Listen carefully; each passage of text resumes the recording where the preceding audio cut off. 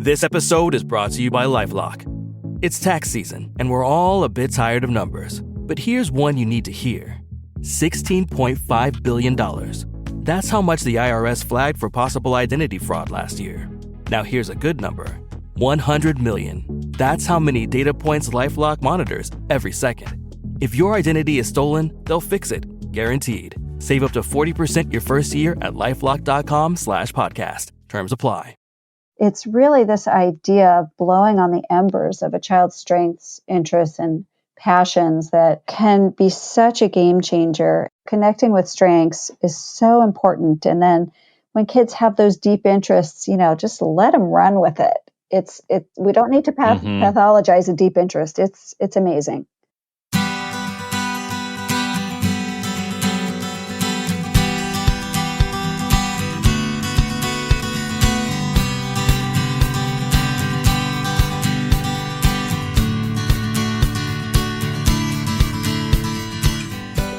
Welcome to the Parent Footprint Podcast with Dr. Dan. I'm Dr. Dan, your host, and let me tell you about our mission at Parent Footprint. That mission is to make the world a more loving and compassionate place, one parent and one child at a time. At Parent Footprint, we believe the key to raising happy, healthy, and engaged kids is for us parents to seek the same in our own lives: happiness, health, and engagement. Also, we believe that awareness is the foundation for your vision of successful parenting. And with increased awareness and intention, we can be purposeful about leaving a healthy footprint on our children. Today's show is Bright and Quirky, making life better for kids with learning, social, and emotional challenges. And I am excited to introduce my good friend and colleague, Debbie Steinberg-Kuntz. Debbie is a licensed marriage and family therapist and the founder of Bright and Quirky. When she started her family counseling practice over a decade ago, she had no idea this would be her specialty. But her sons, who are now teenagers, had some unique strengths and challenges that compelled her to dive deeply into understanding them and their needs. She created in-person support groups and parent education for parenting and raising 2E kids, also known as Twice Exceptional. And that this struggle for very bright kids with learning, executive function, social and emotional and behavior challenges led to an experiment. And this experiment in the winter of 2018 was to run a 2E parent program online. And she made this dream list of 25 experts, thinking that maybe a few would agree. And in the end, just about everyone showed up, and it became the Bright and Quirky Child Online Summit, which brought in over 15,000 people from 95 countries, and the numbers are growing. Debbie, welcome to the show. Thanks, Dan. Happy to be here. Okay, so I started to tell your story, but I also want to highlight this is not only a story about creating something meaningful for the masses. I think this is also a story about what you are able to do, which is to manifest great things with your intention and your strong belief and just putting things out there. So tell everyone how this thing unfolded. Wow. Well, I think it first unfolded with me living this in the trenches as a mom and having, I didn't know what, just sort of out of the box kids, especially my oldest. And we learned something different in every grade, but, and things changed depending on what teacher we had. One teacher would say, "Oh, I've raised 3 boys. He's just a boy. There's, nothing out of the ordinary here." And then the next teacher would say, "There's no way he has ADHD. My husband has ADHD. He just has behavior challenges." And then the next year, "Oh, I think your child definitely has ADHD." So we said, "Okay, what is going on?" We went for neuropsych testing and found out that he's very bright and also has focus challenges and attention and self-regulation. And that really started my journey. And, getting a diagnosis, I had talked with parents about that all the time in my private practice. But being on the receiving end, and I think you can relate, Dan, Mm-hmm. one of my clients called it the gut punch moment. Oh, yeah. Yes. Well said. It's just such a moment I'll never forget. And then finding resources for kids who are both gifted and have learning challenges turns out is really challenging. And, schools have gifted programs, they have special ed programs, they have general education. But our kids who are both bright and have brain-based challenges, twice exceptional kids, they don't fit into any of those silos neatly. So it was a really long road to figuring things out. And once I figured out how to get these kids on the path to thriving, I had to share it. Mm-hmm. And you said a couple of very important terms there that I think we should quickly unpack for our listeners. So one thing is this whole notion of twice exceptionality, and you touched on that. Will you let everyone know how you've come to explain what twice exceptional is? Yes, and you helped me learn this, Dan. So if you think of a bell curve with typical kids in the middle, our kids tend to be on both ends of the bell curve. They have really advanced abilities, really advanced at reasoning. And then on the other end, they have brain-based challenges that make some things more difficult than they are for typical kids. So they're at both ends of the bell curve at the same time, which is complex. Are you actually saying that someone can be bright and smart and actually have problems? I don't believe you, Debbie. I don't believe you. That is exactly what I'm saying. Yes. And, So go ahead. And that creates a huge problem because everybody thinks, oh, gifted kids should all be getting A's and we don't have to worry about problems because just give them time. They're going to figure it out. And then the child is often thinking, oh, I'm supposed to be looking smart here and this is really hard and I feel dumb and I feel broken. I feel like a failure. I feel like lazy or crazy. I've heard so many different terms over the years, and these kids can feel really misunderstood, and parents are sort of like deer in the headlights. What do we do now? Mm-hmm. And another word that you've said a few times, I think it's important for us to discuss, which is this whole idea, the G word, gifted. And that's a word that has lots of different meanings, lots of different connotations, and also a word, I think, which is why you went in the direction of bright, because it seems to capture more. But let's talk about that word and what it means and what it doesn't mean. Yeah, I think according to a number of different sources, there is a number of IQ. I don't know if it's 120 or 130 where so-called giftedness starts. So if we're talking about cognitive ability, there is some magic number, I'm sure you know what it is, where that begins. I sort of look at kids as having all different kinds of intelligence and bright and shiny spots. And if your child has some advanced abilities and also have challenges, in my book, you fit under the bright and quirky umbrella. And if you find the information useful that our organization provides to the world, then I certainly don't need to know any IQ scores. And most parents have not had their child tested for IQ.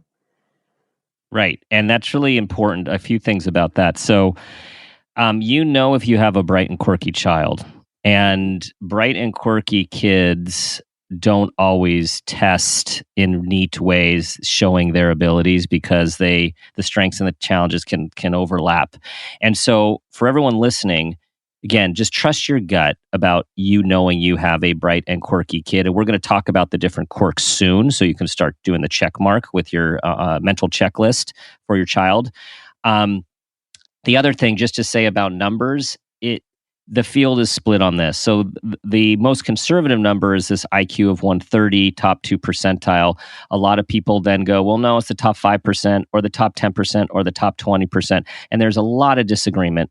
And there's arguments on both sides. The people on the highest end of the spectrum are generally have unique needs, and we don't want to water down those unique needs, those top 1% to 2%. However, there are way more people than the top 1% or 2% who have unique needs, and we don't want to just lump them into the general the general world because of their asynchronies, they have challenges. So again, I think just brilliant how you've captured it all with Bright and Quirky, because these specific challenges run across a myriad of these kids. And so, Debbie, tell us, what are the common, if you could lump them into these clouds or these categories, what are the main challenges you hear about from your community? Yeah. Now, many people come to us whose kids have diagnoses of ADHD or autism or learning disability like dyslexia. But what I find with these bright and quirky kids is they have what one of my clients called a cocktail diagnosis. They have different symptoms from different diagnoses. So I don't know that a diagnostic label is that helpful, aside from, having a common language to talk about these things and getting access to services and insurance coverage. I prefer to look at the specific challenges. The first challenge probably our community is most challenged with is self-regulation or emotional regulation, being impulsive, acting out in the classroom, not easily calming themselves. And then we also see a lot of challenge with executive function, time management, planning, organizing. Social interaction, social cues can be tough. And then learning challenges like math, reading, and writing.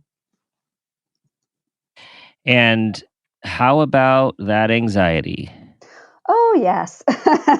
Anxiety is definitely on the list. And, I've been talking to the most fascinating experts on neuroception and how we have these different neural pathways and states in our body. So I'm starting to think of anxiety as part of emotional regulation.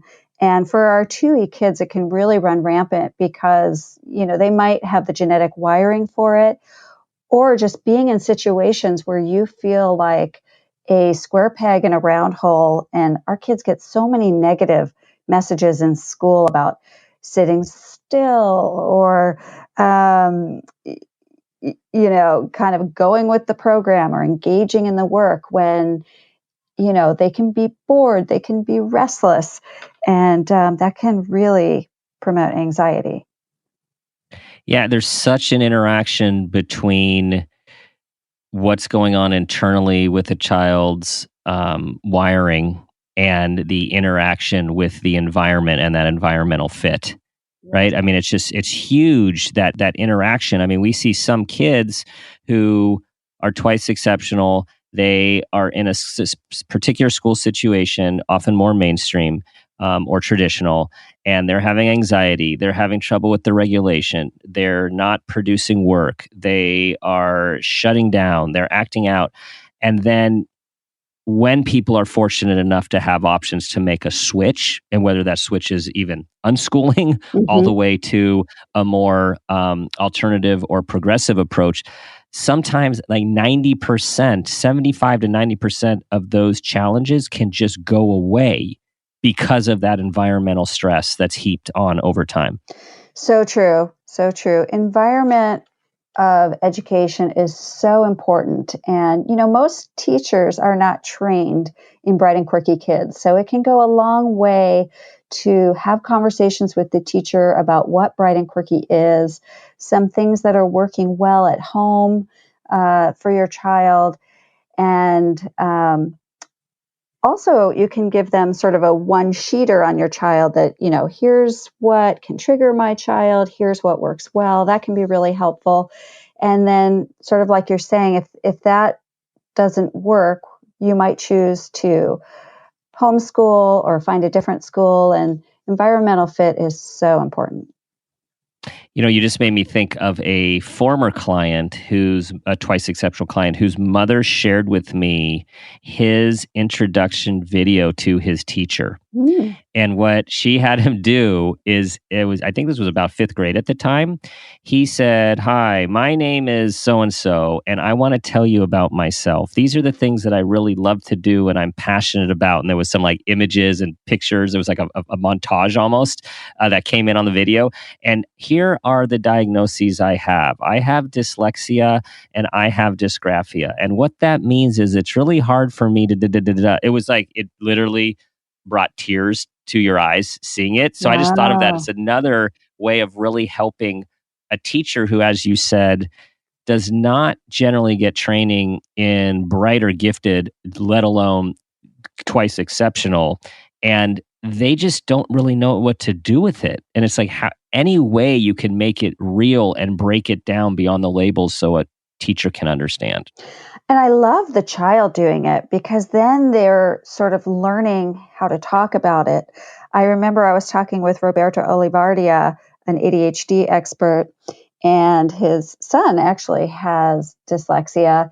And he said, someone might come up to you and say, oh, you can't read that, or, why are you writing that way? So he said, we should come up with a little script of what you would say. And they talked about it. And then like a week later, that exact thing happened, and his son was prepared. And he said, my brain works a little differently. It's kind of like 3 of the sharks on Shark Tank. Their brains work differently too. And it's called dyslexia, and I just read differently.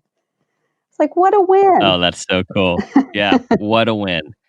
What a win. And for parents, who are listening and your child is very sensitive to their challenges, which is typical, just know that in my experience, both in my home and with clients, it's a developmental process to accept your profile. So for your kids, you're just trying every year with their level of maturity to help them accept it and be able to talk about it in a way that they feel good about. And again, it's developmental, just like everything else. Right. Very true.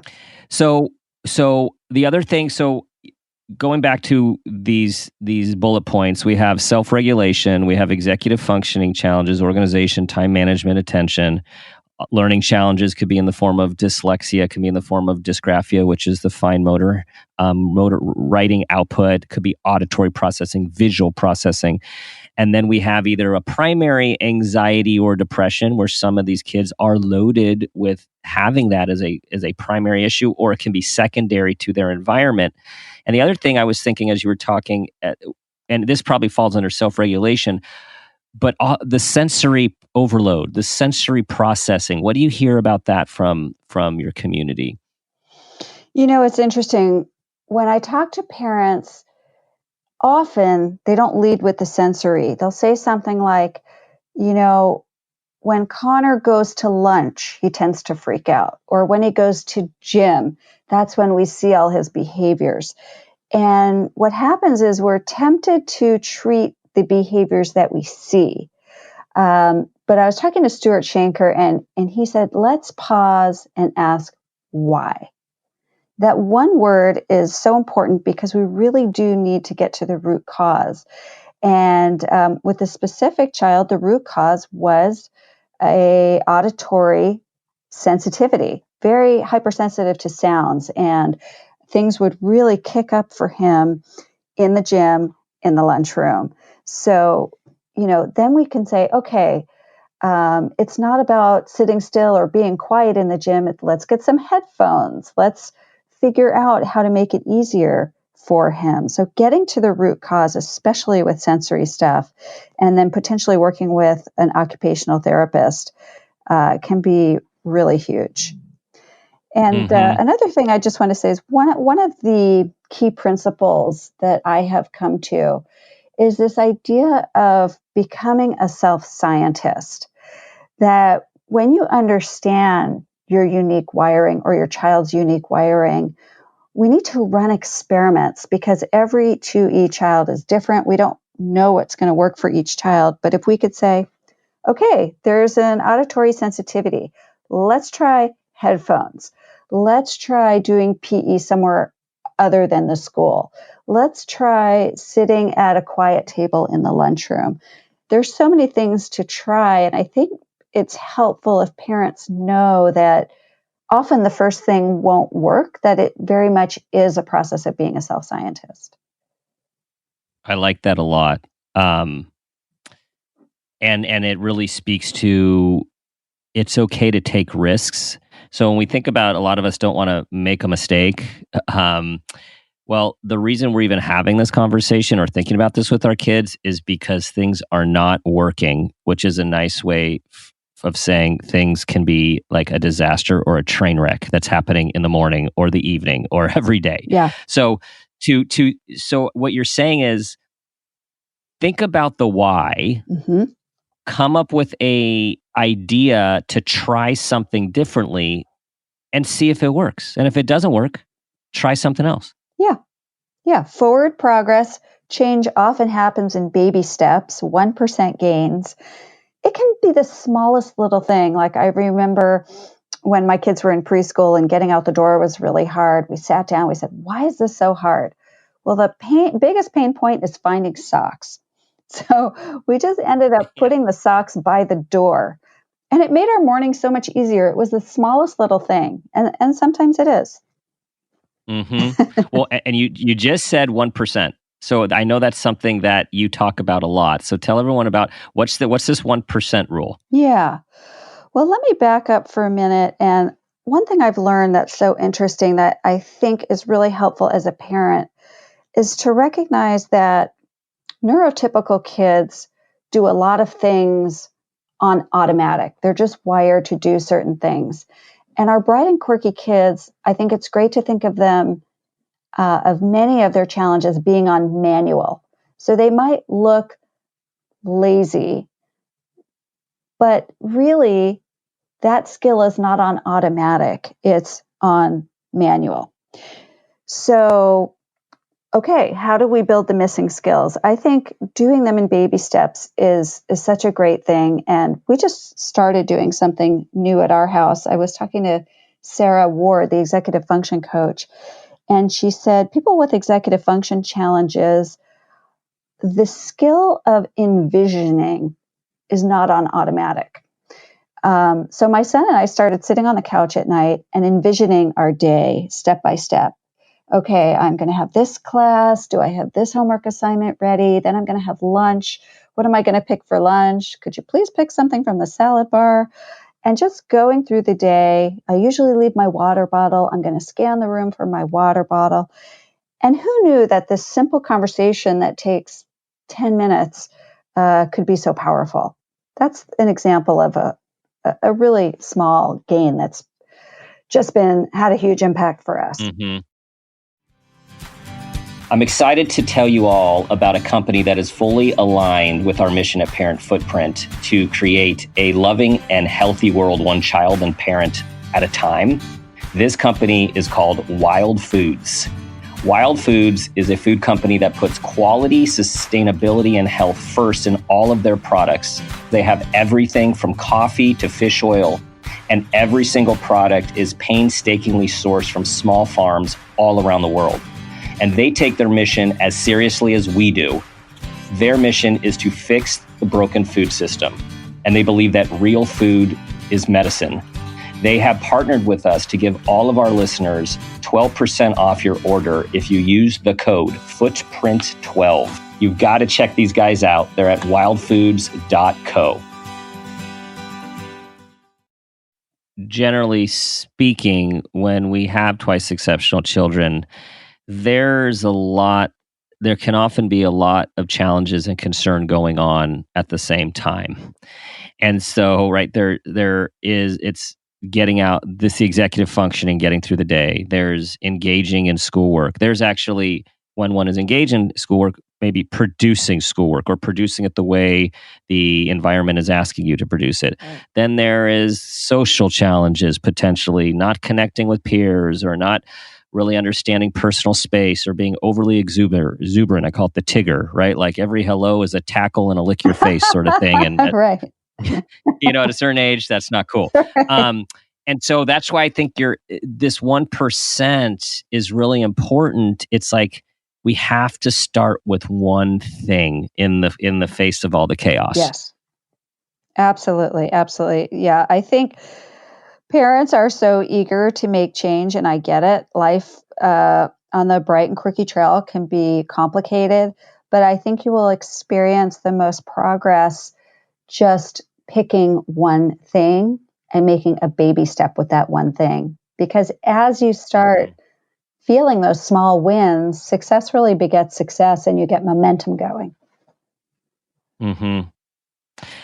So, as you have moved forward in this personal and professional process, what stands out as like some of the greatest moments that you hear about from the community all over the world with the work that you're doing in the Idea Lab, which we'll be talking about soon? Like what is that thing that you're just like, wow, and everyone else in the community is like, wow, and it just uplifts everybody?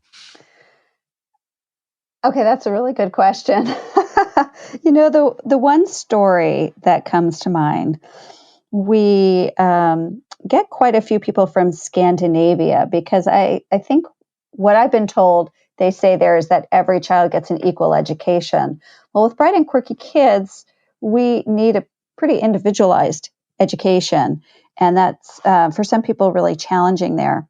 So we had a mom in our group whose son had not been to school for a few years. He was having a really hard time, and the officials wanted to send him to a boarding school for disabled children, and she just, in her gut, just felt like that was not the right thing.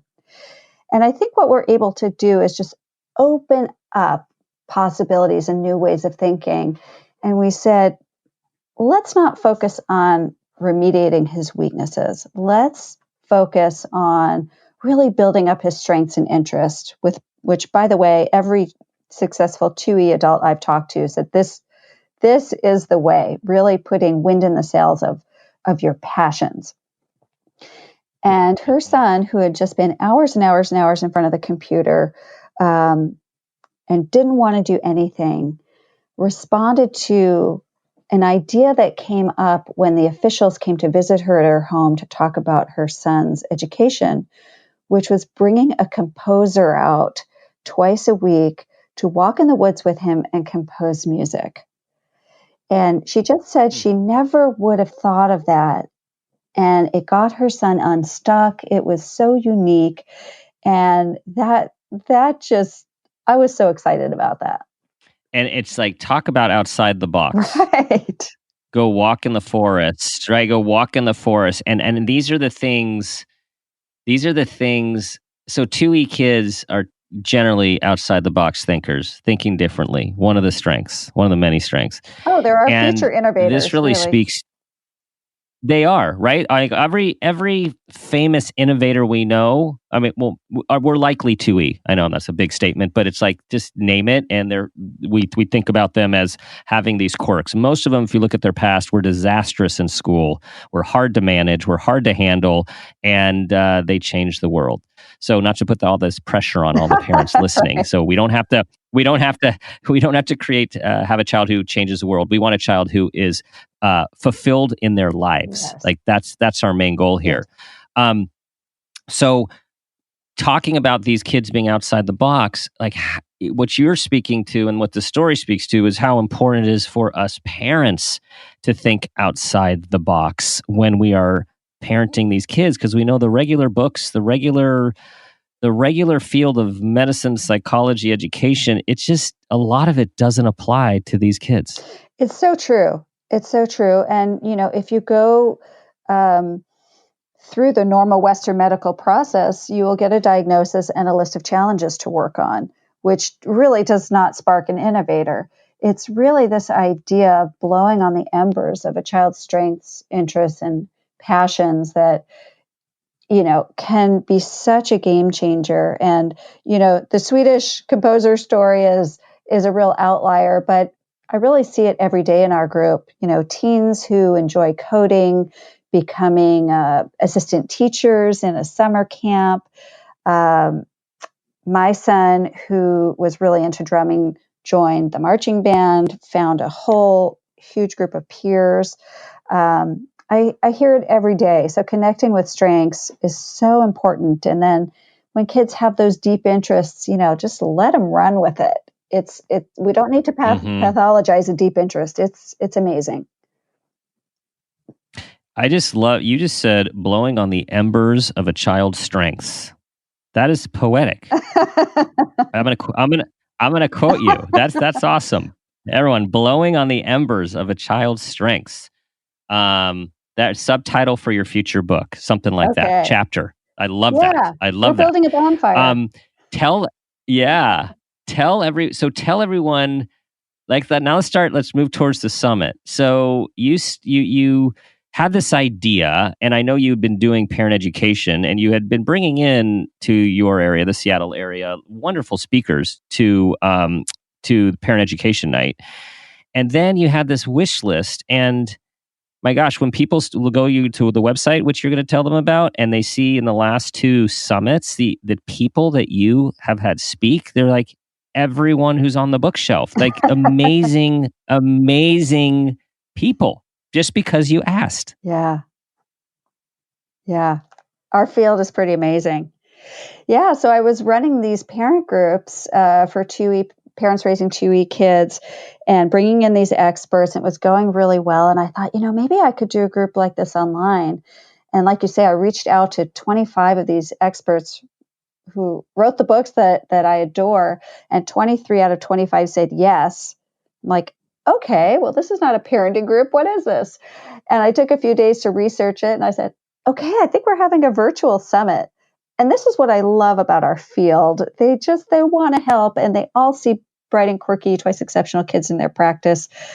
Most psychologists don't receive training in this. They don't really, they give them a list of sort of 20 next steps they could take, and a lot of it's just reading books. So they're really excited to have a resource like this. So our first summit, we had over 15,000 people from almost 100 countries. The next one was even bigger. This year, we're about to start the 3rd annual Bright and Quirky Child Online Summit. And I have no doubt we'll have many thousands of people from many countries. And it just blows me away that there are so many people around the world dealing with this. And I hear from so many of them that they have never heard of Twice Exceptional, Bright and Quirky. And they come to the summit and they say, oh, I have tears running down my face because I finally understand what is going on with my child and how to help them. Yeah. And I, sharing with everyone, I have the privilege of being on a monthly video Q&A with our wonderful colleague, Dr. Susan Baum. And what is amazing is you get to see faces for people who choose. And there's someone in Denmark. There's someone in New Zealand. There are people all over Europe. There are people who are next door, and there are people on other sides of our country. And everyone is communicating and sharing experiences together. So it's that you're bringing many people who feel in the most seemingly vibrant, resourced cities. Mm-hmm. You would think there's services, but everyone's often alone in this journey until they find their community, that people who understand. It's very true, and I think our state that's most represented is California. And you would think, like in Palo Alto, there'd be tons of people raising bright and quirky kids that are talking about it, but often people are not talking about it. So, yeah, and what you're talking about is the Bright and Quirky Idea Lab. So what I realized after the first summit is that giving all this information is amazing and parents are having all kinds of insights. But to actually affect change, I knew that was going to take a little bit more community and support and hand-holding. So we started this learning community, the Idea Lab, where parents come in and we do all kinds of events every month, like with you and Susan Baum, and being able to, this is a dream come true for me because, and I actually can't believe it worked, but to take the experts in 2E and ADHD and autism and learning differences and connect them to the parents where they're interacting and asking questions and getting answers. It's just mind-blowing. It's crazy.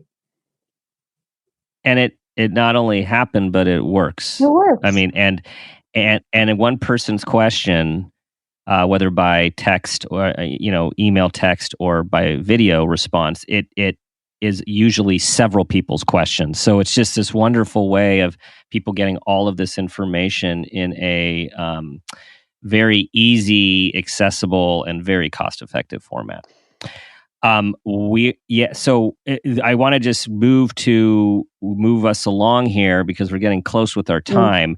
And I wanted you to just take a little bit about the action plan, because that you hit on this a little bit with the experiments and earlier. Like, tell us about the Bright and Quirky action plan. Okay. Yeah. So when people come into the Idea Lab, a lot of people are in crisis. And I just picture the client who sat across from me who said, "Debbie, just tell me what to do." So I've interviewed over 100 people now, and I thought, okay, I need to sort of crystallize the learning into a few steps people can take. And that became the Bright and Quirky action plan. And it's 6 steps so that you can understand these really important gems that I've learned over the years, like really understanding not the challenge that you're seeing, but the root cause. That's sort of that iceberg, the part that's below the waterline, and then blowing on the embers of strengths and flipping the script. So often we talk about our kids like, oh, my son is ADHD or my daughter is whatever. But how about my son is fascinated with math and drumming, and he's got some attentional challenges he's dealing with. Let's lead with the strengths. Let's flip the script that we're talking about. And then we talk about being a self-scientist and running experiments.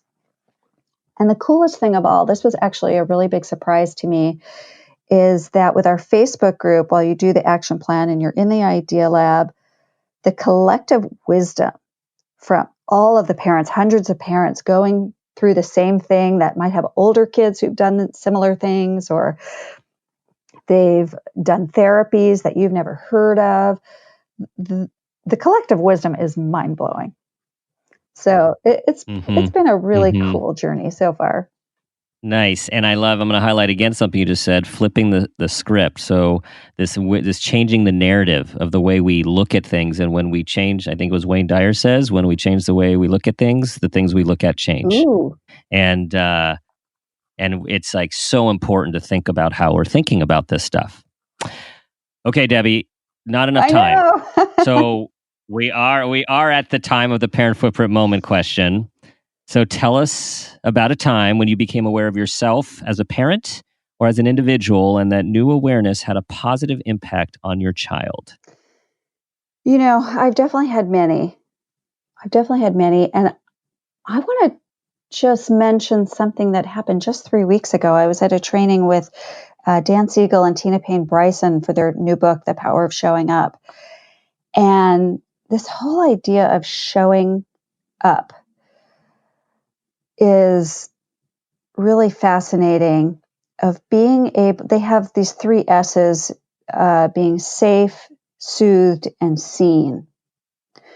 It just hit home for me how important it is to slow down and connect and limit my technology, the kids' technology. I think so many of us have, muddy boundaries around that, and just to really savor that connection.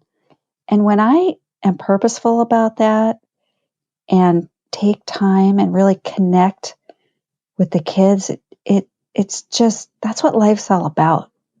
So the power of showing up has just, wow, it's like living on a different plane. Very cool. And so important for us to hear and to think about.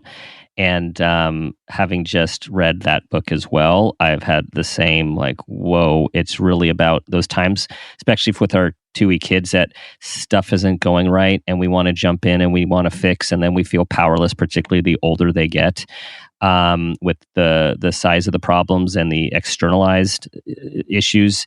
It's like we just need to show up sometimes, right? Just be there and just be there with them while they're walking through it, even if we can't actually do, quote, something. Yeah, it's so important. And just being a safe person in your child's life. You know, when we flip our lid or we're so preoccupied, you know, they're getting a lot of negative messages in the world. And if they can come home and say, my parents, my safe person, my home is my safe haven, that is such a gift. Yes, it is. Okay, Debbie, tell everyone about how they can access the summit and, you know, what's coming up. Okay, we have a super exciting summit coming up from March 12th to the 16th. You can sign up at brightandquirky.com/summit-2020. We've got some incredible speakers coming like Stephen Porges, Linda Silverman, Jack Horner, Stuart Schenker, Mona Delahook, Mark Brackett, Seth Perler, Debbie Reber, Tina Payne Bryson, Ross Green, and one of our absolute favorites, you, Dan. And Wow. It's going to be a lot of learning, a lot of light bulb moments, and a lot of fun. And so many. and Go it's ahead. Totally free for the 5 days that it runs. Each talk is free for 24 hours. And we can't wait to see everybody there. Everybody, there is no reason not to sign up. I just have to say this because it's just the speakers. They're just it's amazing resources, and they are people who are wanting to share. And if you go and check out the website, you'll see how you can access the prior summits with also amazing lineups of people. And it's just, you get your own library of all the experts in video form. So I highly recommend it. Debbie, thank you for taking time out of your day. I know you are busy with the summit and doing your own interviews. So thank you for sharing your knowledge and wisdom with us today. You bet. And if I could say one more thing,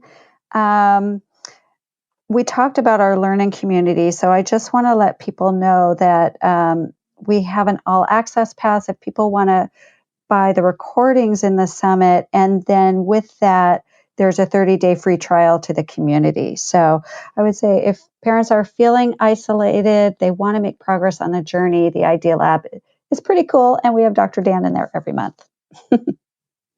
It's really cool, and there's no reason not to check it out. No pressure, just opportunity. Debbie, thank you for joining us, and good luck with the next summit. I know it's going to be awesome. Thanks, Dan. It's always so fun to talk to you. Thanks for listening, everyone. You know what to do in your own life. Be the person you want your child to become. Model how to be a fulfilled, loving, and engaged human being who has awareness, who goes for what they want to go for, who still has fears, just like everyone else, who apologizes when we make mistakes. We need to show them how to be human. And always ask yourself the guiding question: what footprint do you want to leave?